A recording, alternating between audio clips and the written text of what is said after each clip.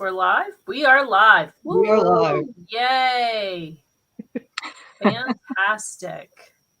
Well, welcome, ladies, and all that are in the audience. Thanks, Donda. You're Yes, thank welcome. you. Donta. I'm glad that we have this panel today. I think it's an important topic for us, expanding the path for women in IG. To get us started, I would like for us to just quickly do a quick bio, and I mean quick. So I think the group had agreed that we were going to tell everyone what our first job in the IGRM field was and what our role is today. So, Lee. All right, I'll start. So I've spent my entire career in the legal field since the mid 80s. I'll date myself a little bit, but I wasn't on the record side of things. I kind of fell into it by accident. I was doing other stuff, and there was a need, and they put me in it. So my original title was actually records manager, and then for a firm that doesn't exist anymore. Then I became the regional records manager there, and then the firm-wide records manager there, which is where I had the pleasure of meeting and working with Kathleen for the first time, and then held a variety of different records roles. I really had no idea what I was doing when I fell into this industry, well before it was information governance. And now I am the senior director of information governance at DLA Piper. Thank you. Kathleen? So Kathleen Jimenez, I started over 20 years ago as just a hard copy records clerk, working for a firm that doesn't exist anymore, but doing securities litigation. Moved through the ranks and that stuff as electronic filing with Pacer and that stuff came in. I got more into the electronic side of the house and doing more with that. And now I am currently the information governance manager at White & Case. So Perfect. Anita? So on my side, my career has always been in the vendor tech space, really starting off with email archiving software.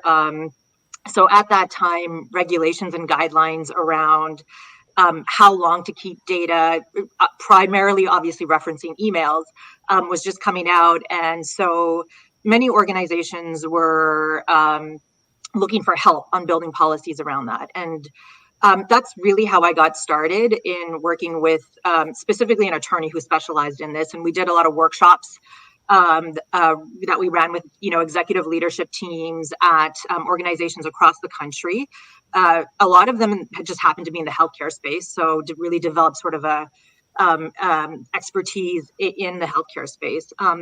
So just helping them build retention, disruption policies, and implementing technology as, to automate and ensure that they were adhering to these policies. Of course, as data grew and expanded beyond email, so did our tech stack. And so we have, an information governance tech stack that really addresses a bunch of use cases. Today, I head up the emerging markets division at iPro, and I mentioned healthcare because we are very specifically focused still on the healthcare industry and helping them on the IG side. Nice. And I'll add a little flavor for myself. I actually started out as a records tech, much like Kathleen and the hard copy side, but I was actually doing microfilm and sorting and disposing of, etc. And then had a couple of different roles within an insurance organization that I started this particular role in, and made my way into more of a business analyst role, and then ended up leading the software implementation for many field offices and a couple of home offices. Worked there for 16 years, did a lot of the IG stuff, and worked with privacy teams as well. And then moved on to vendor space, the IBM side of the house, if you will, for about 5 years. And then I went to a small startup company, Legal RM, and was there for about a year. And then I decided that, and oddly so, my mom came to live with me and decided that I was going to run my own shop. So Helios Consulting is my gig. So I've been on all spectrums, if you will, of the flavor of practice, if you will. It's been a ride and it's been interesting. So I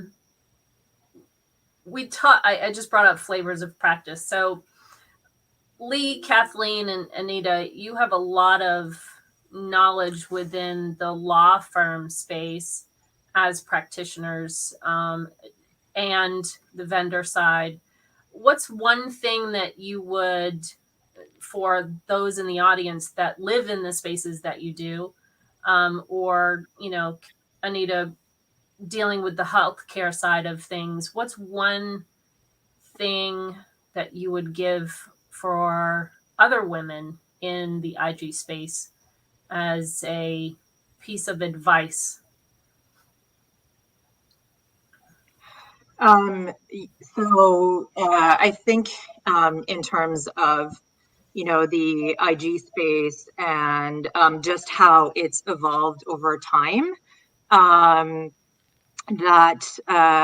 just as a woman starting off in the space, especially in tech and IG, there weren't a whole lot of us, right? And so that, fortunately has definitely changed. But I felt like a lot of us had to definitely blaze the way or blaze the path. I don't know what the appropriate, term is there, in this industry, right? And I think, on that side of the house, for me, and Kathleen, you mentioned this as well, that a lot of times, for women, especially when we're kind of in this role, there's not a lot of peers around us. We're hesitant to kind of take the chance, right? We want everything up front. We want to know everything up front. And, sometimes when an opportunity is presented to us, we'll weigh ourselves. And if we don't, check 95 to 100% of those boxes, we'll back off. And I speak from experience because I do know that I've, passed on some opportunities precisely for that. So I would say that, my advice would be to go for it. We don't necessarily have to have all the answers up front. And a lot of times as we work through it and we have the support of our peers in the industry, because now there's so many more, that we're able to, to step up to those opportunities. Perfect. Kathleen? I would kind of go with that and continue with find some mentors, even if they may not be that much older than you or whatever. I'm very fortunate. Lee has actually been sort of my mentor through a lot of my career. And it is being willing to take risks. Yes. So it may not seem like it fits right into your job description, but if someone offers you the opportunity to take SQL classes, because that's actually an opportunity that Lee gave me, you might jump on it because it then opens up your eyes to a whole bunch of other things that you can then work with. It also then, you can help your own work. I learned them to be able to do reports out of Legal Key, but, it's really around taking those chances. I also would say, keep your eyes on the horizon of what's coming. So, right now I'm looking at more of cloud stuff and MS Teams and Google Workspaces and all those other pieces because those are the ones we're expanding into. 3 years ago, I was not looking at those at all. And a lot of it is around learning and just doing some research a little bit on my own, but being willing to go out there and say, I may not know everything, but I'm here to learn with you, and wanting to do that. And that's a step where sometimes people are more cautious, but I definitely would go for it, and especially in the tech world. And it is sort of intimidating sometimes, but I have found most of the men I'm working with are pretty cool about, hey, this is, what you're doing. You're happy to be here. You stay in your lane. I'm not building servers. Don't want to do that, but I'm happy to do all the data moves that you need. So that's where I would go for. Cool. Lee? I think to continue building on what Anita and Kathleen said, a few things that come to mind are, along the lines of taking risks is also don't get discouraged. I think that sometimes things can feel daunting. Working in the IG space is exciting, but it's also hard. There's a lot of things that we're keeping up on. Trying to bring change in organizations is difficult. It's easy to get discouraged. And so, just kind of keeping in mind that, one of the things that I've learned is to not take a lot of things personally, not to internalize, to kind of focus on the issue and work through whatever is ahead. I think also, Kathleen, building on your comment about having a mentor, I think it's Maribel Rivera who often talks about having a tribe, right? So, maybe not even just having a mentor, but, having, building a trusted circle, or, I feel like at any time I could call on any one of you and have a conversation about something if there's a challenge or having a hard day. So I think that's important as well. So kind of keeping your resilience, building the tribe. I think that lastly, I would say, for me anyway, is kind of connecting and staying in tune with your sense of intuition and empathy, because a lot of the times I think that can help lead you through some difficult situations, again, as you're navigating some of the challenges within your organizations. And I think that, in many ways, we as women are sometimes uniquely positioned to kind of exercise that quality to move things ahead. Perfect. Yeah, I would actually, echo the mentor piece. I've had many and still do throughout my career. And it actually segues quite well into our next topic, which is mentors. So as we were developing our panel and discussing what we wanted to talk about for this particular topic, we really wanted to be able to give a shout out to our mentors who gave us the valuable career advice. And as I entered this records management space early on, one of the pieces of advice that I received from my longtime mentor, Susan Whitmire, love that lady to death. She's recently retired as of last year. Being in my early 20s, I was like, what the heck does know your audience mean? Like, really, what does that mean? And she said, you have to communicate to the audience that you have in front of you. Like, if you're talking to a C-suite person versus someone that's, a middle management person to someone that's boots on the ground, there are different messages that you have to be able to articulate back to those individuals. And I've always taken that piece of advice wherever I've gone, and even into my personal life, because everybody hears a similar message differently. And it just depends on, you kind of have to know the person, but maybe sometimes not. But knowing the audience level really helps you be able to get through to them and be genuine and honest. I would say is the other two pieces. And that empathy piece, Lee, absolutely. You have to put yourself in the other person's shoes. And I think that's part of knowing your audience. So I would say that's one of the bigger pieces of advice that I've always taken with me from my mentor, Susan. Anita, what about you? Who's your mentor, and what big piece of advice has straddled your career? Yeah, I've been very fortunate, I would say, to have, the opportunity to work alongside many people who've inspired and challenged me to go beyond.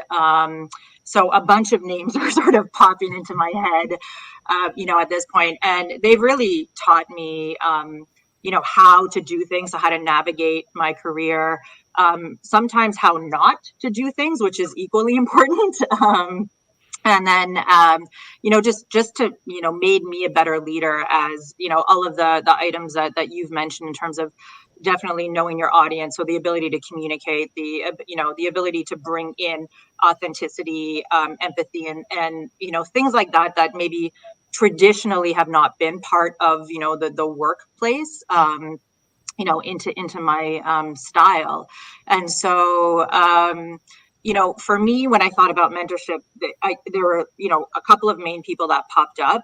But then as I was thinking about it, I realized how it's also, part of my mentorship is also paying it forward, right? And how I love, whether it's formally or informally, helping others along the way, right? And Lee, I loved your comment about the tribe, because I do feel like we build a tribe, right? As past mentors of mine, and as I'm able to pass along advice or help, to others, that we're able to kind of form that and help each other along the way. Great. Kathleen. Well, as I said, Lee's one of my mentors, definitely. Make me blush. We've known each other a long time, yes. Really like being able to step out of your comfort zone, because sometimes that's what's going to happen, and be it public speaking, be it taking a technology class that is not in your stream of world. The other side of it is the compromise side, right? Like IG is always kind of a game of compromise. We know what the risks are, we know what they're going, but how can you follow those risks and reduce those risks, but also get moving forward? And, in my everyday life, that's becoming more and more of a thing as we roll out projects and tools and things like that. And so I think that that's one of the things that has really resonated through it all. Again, I also echo the idea of, building the tribe and paying it forward, because I have a team that I'm now developing. So they're all newer, younger people, and I'm bringing them into the IG world and really encouraging them to learn more. And that's the whole part of it is, making sure that we continue this too, because that's how we continue to expand it. At some point, we're all going to want to go off and travel the world instead of be here at work every day. So then we need to leave people in place that are there. I've worked for bosses that were always really threatened by people that knew what they were doing or might take their job. I've always kind of taken the approach that someone shared with me before, which is, I want you to be able to replace me, because then that means I can progress my career and it's progressing yours. So really taking that forward and really helping people to do that too. So. Perfect. Lee. So again, like you guys, I've had so many mentors over my career. It's kind of hard to zero in on just one. But a couple of things that stand out to me, and I'm going to go way back even before my professional career and say that probably my dad was my first mentor, and just kind of instilling in me that the importance of working hard, and that there isn't anything that you can't do if you put your mind to it. That has gotten me through a lot of times when I feel like I've been thrown into the deep end of the pool, and it still happens to this day. I think one of my early mentors when I first got into the records field was Jerry Rhodes. She was an office administrator at Heller Ehrman, which is the firm that doesn't exist anymore. And I was brand new and was lost. And her advice was just immerse yourself in your subject matter. Learn, get to know people, talk to other experts in the field, be a sponge, take in whatever you can. And so that was also a very important piece of mentoring advice for me. And then I think, the same firm, their former CIO, Robert Meadows, Kathleen will remember, really instilled, I think, the importance that details matter. He was one, for example, that, when we were doing office moves, every single cable had to be just right. And there was, so it was even those teeny little things that a lot of people take for granted that don't matter, do matter. And so you need to pay attention to the details. Excellent. Thank you. So our next topic is about lessons learned. We all have had hard lessons that we've learned throughout our careers. And I think understanding and owning those, but then developing ourselves from those lessons learned is always the best for us to grow and develop. So Lee, I'm going to come back to you and say, can you think of a lesson learned that was a really hard lesson for you? And what did you do to overcome that hard lesson? Yeah, that's a good question. So I think one of the most challenging things that I went through in my career, which there was, I think, big lessons in there. There were many of them, and it was something that kind of happened beyond my control. But again, going, in reverse to the firm Heller Ehrman, I was there until the very end. They closed their doors in September of 2008, and yeah, I was trying to close offices. I was interviewing for other jobs. I didn't, I was the primary support for my family, so I didn't know where the next paycheck was going to come from.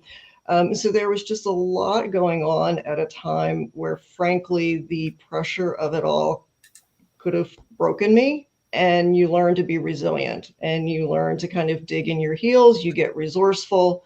There were situations where, we were trying to move entire record centers out like within 24 hours, and Kathleen's going to nod, but the team was completely pulled off the job. So we had to get resourceful and figure out how to get things done, how to make it happen. And we did. So I think that the lesson in all of that, which was the most, I think, challenging experience that I've ever had in my career, was that it shows you what you're made of. You dig in your heels, you get resourceful, and you figure things out. Nice. Anita.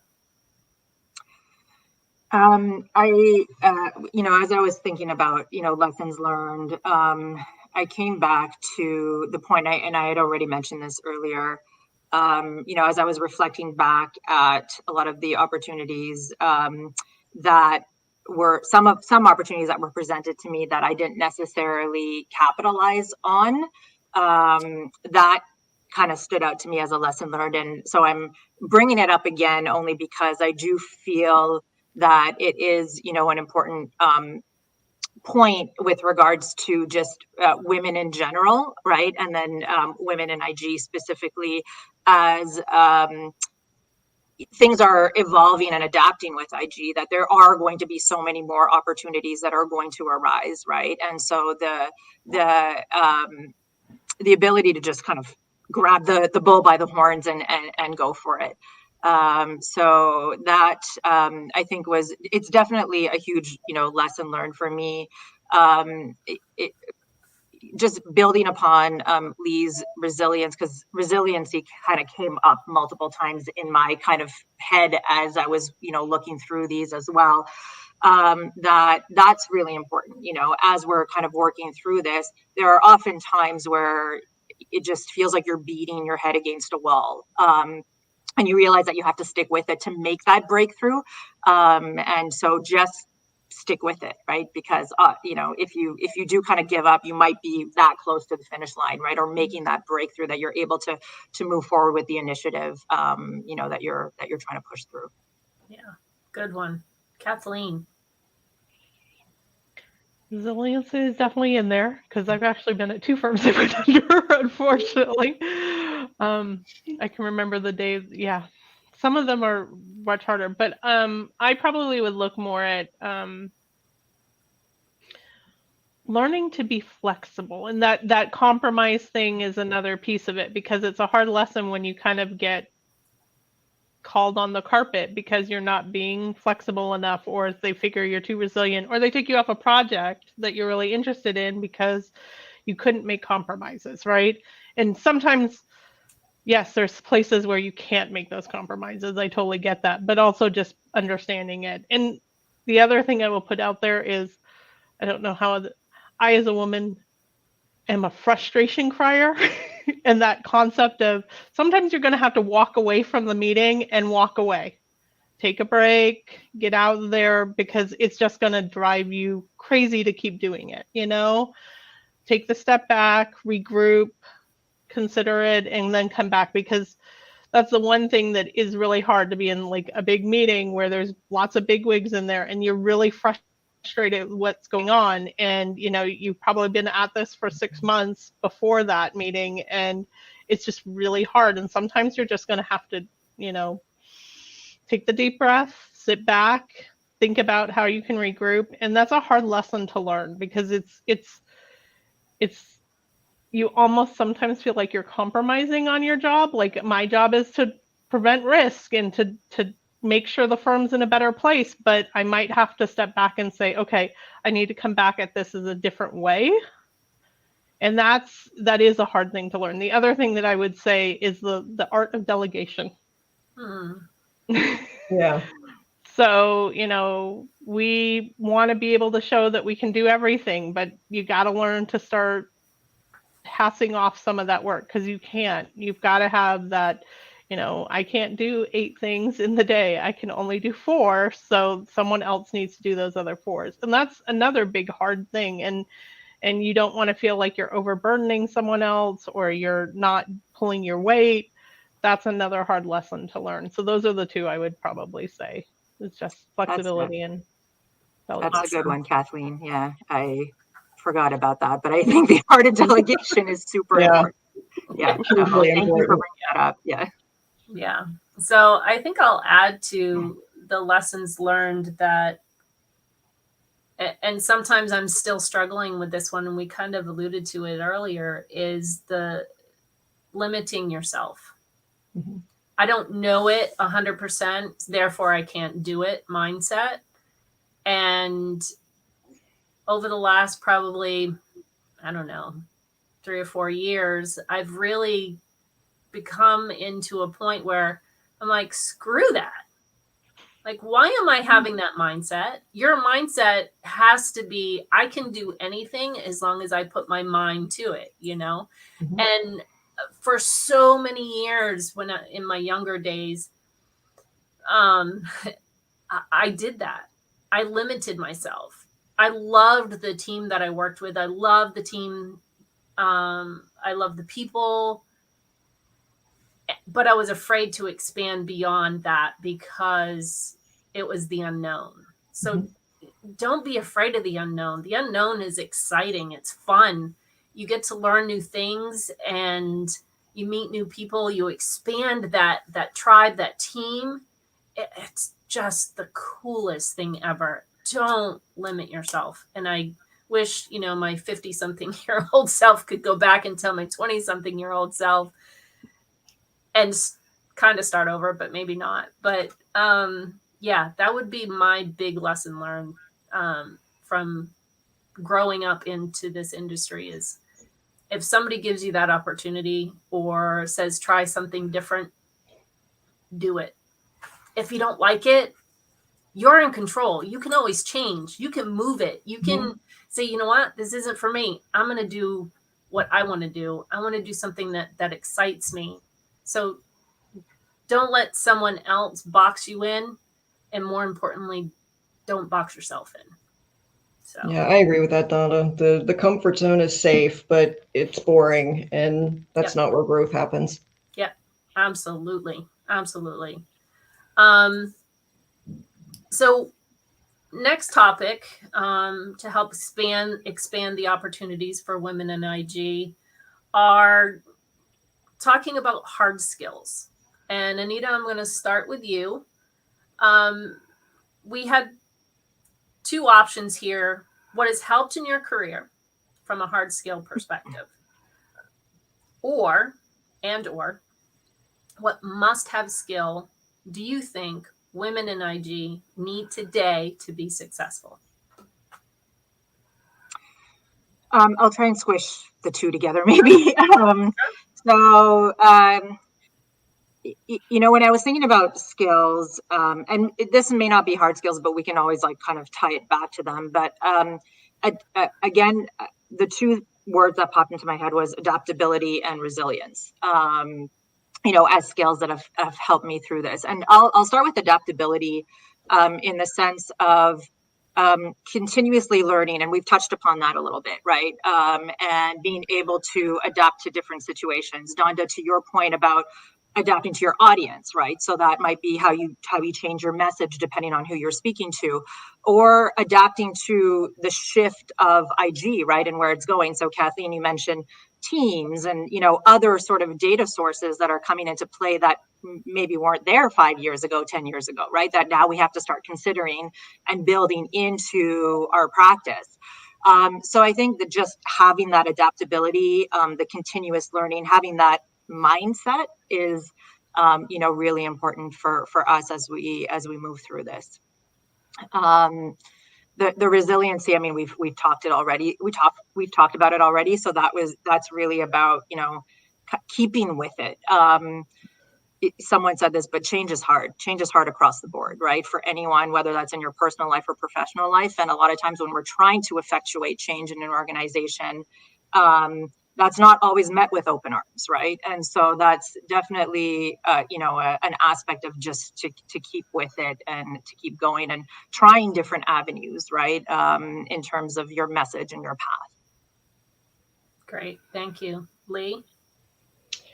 Again, I'm not quite sure if it's squarely into the hard skills category, but I would say communication skills. I mean, and that includes both listening and speaking. So really understanding how to do the active listening, how to connect with people, how to hear people. To be, I think, successful.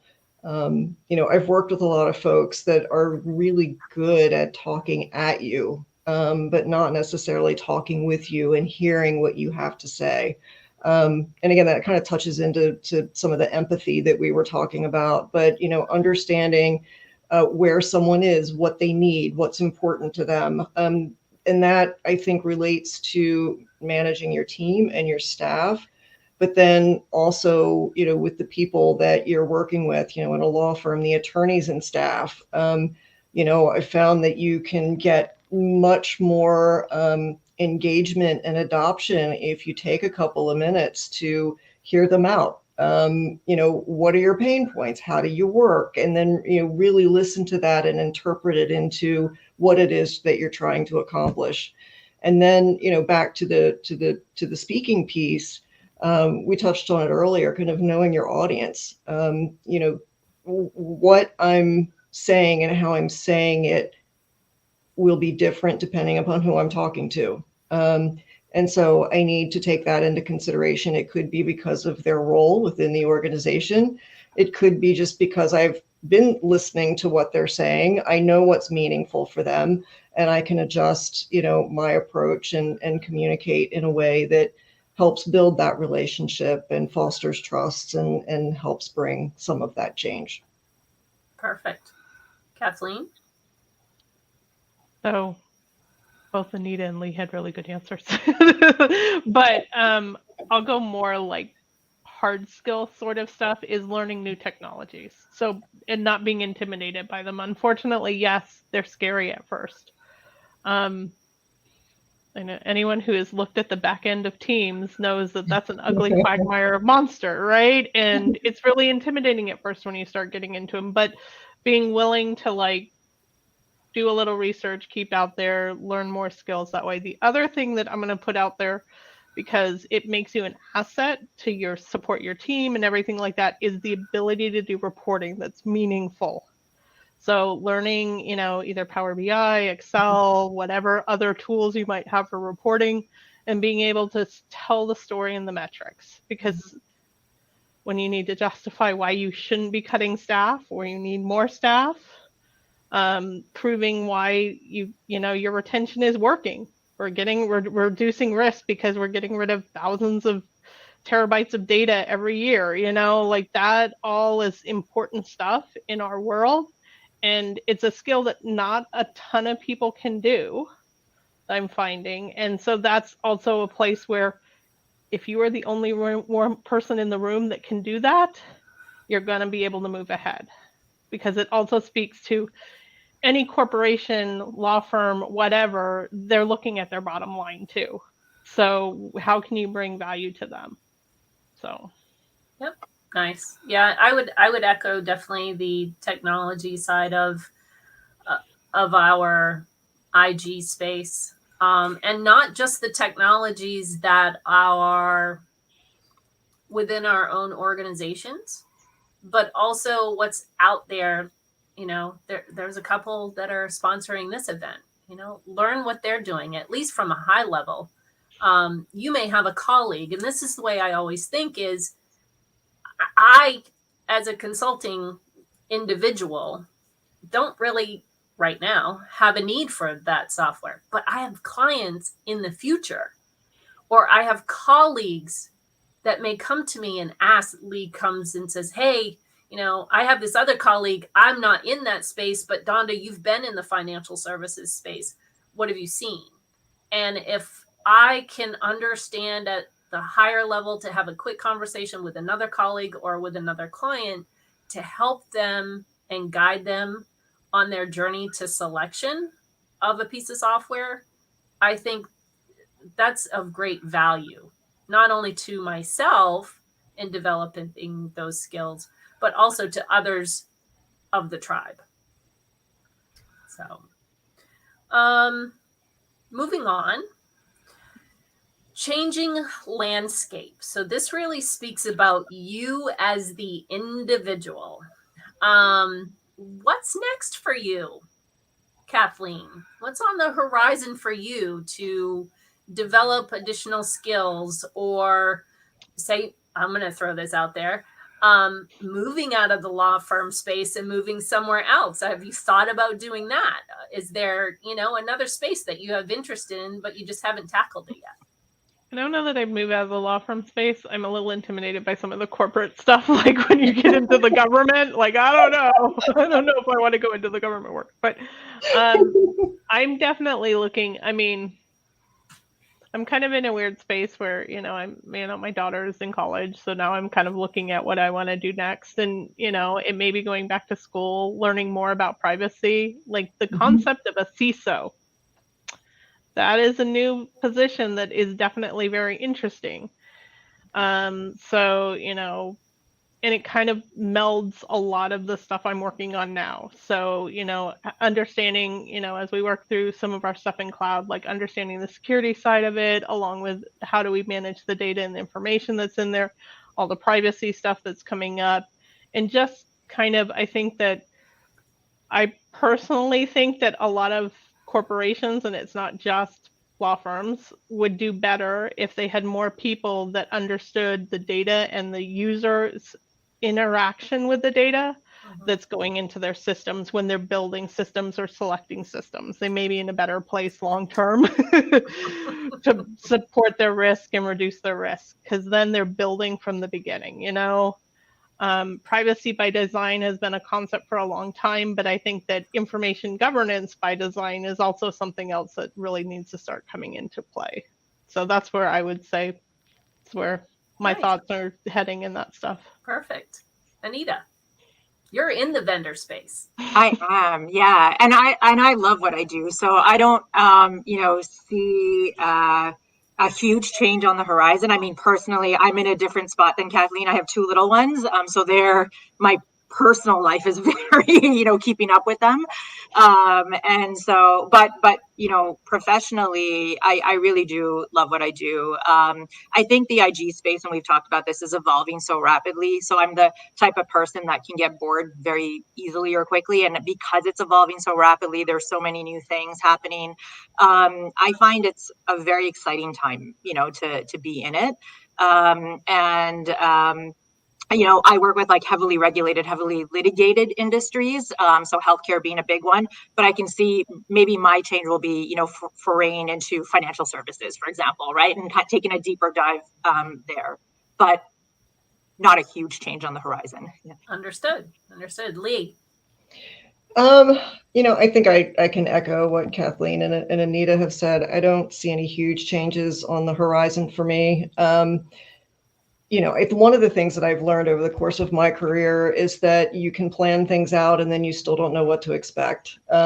Things can change very quickly. So, I like Kathleen, I do want to continue to deepen my my knowledge and understanding of privacy and of tech and how they're converging, because I think that is going to really continue to define the work that we do. And I think in order for us to continue to add value to our organizations, be relevant and develop our own careers, I think that it's critical that we understand both of those components and, many other things, but and how they converge. At some point, I think in the future, and gosh, I think if I'm looking at this, I'm maybe 10 or so years away from retirement, so it actually feels closer than what I realized. But I could envision myself, doing something on the consulting side. In prior roles, I've done some client consulting in the capacity of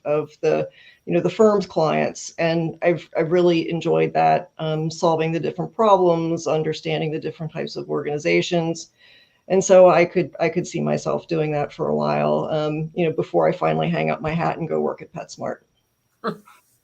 That would be a fun job. Yeah. I think for me, it's definitely the privacy space. But given that I've just jumped into this consulting gig, I have a lot to learn about how to best do that. And now, if I were talking to a financial services group, fantastic. But I'm not limiting myself into just one, or on the law firm side.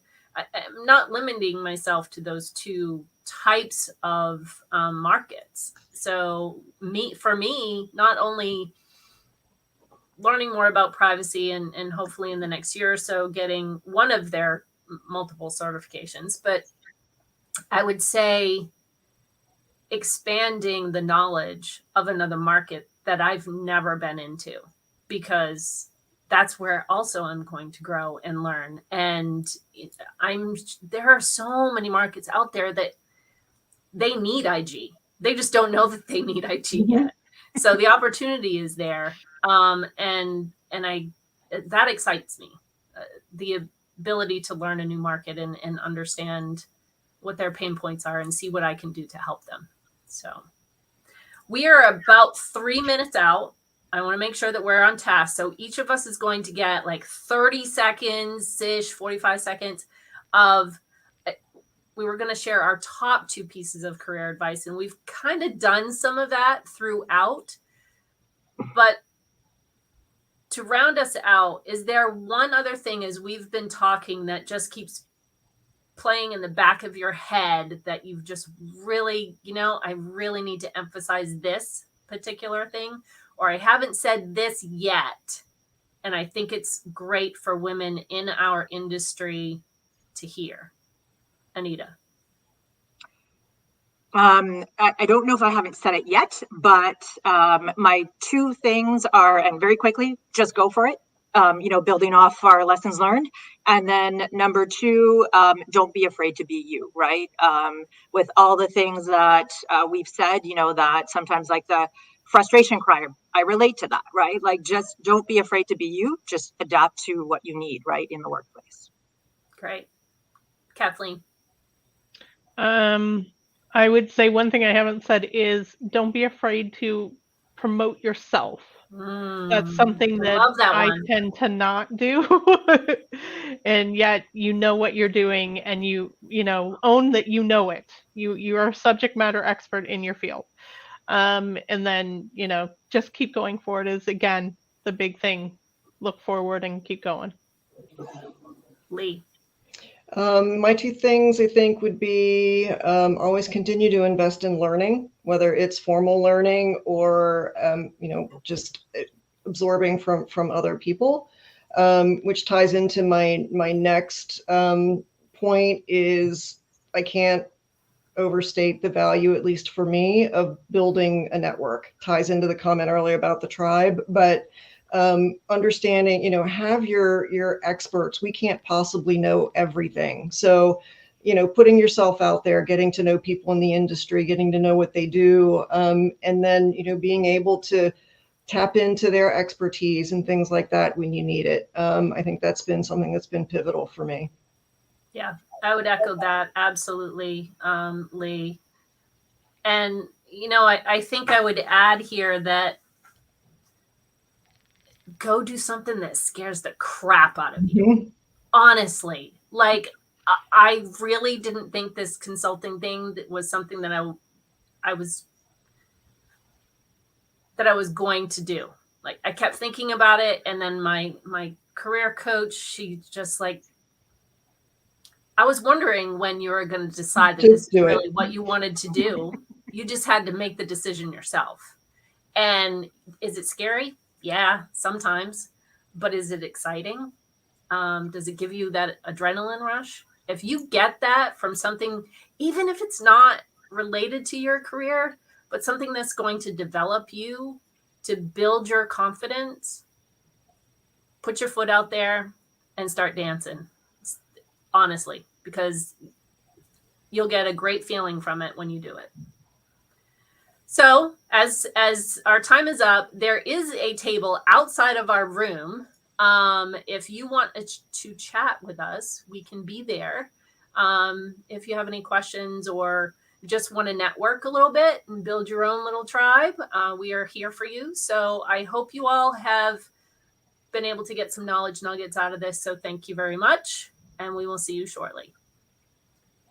Thanks, everyone. Thank Thank you you. all.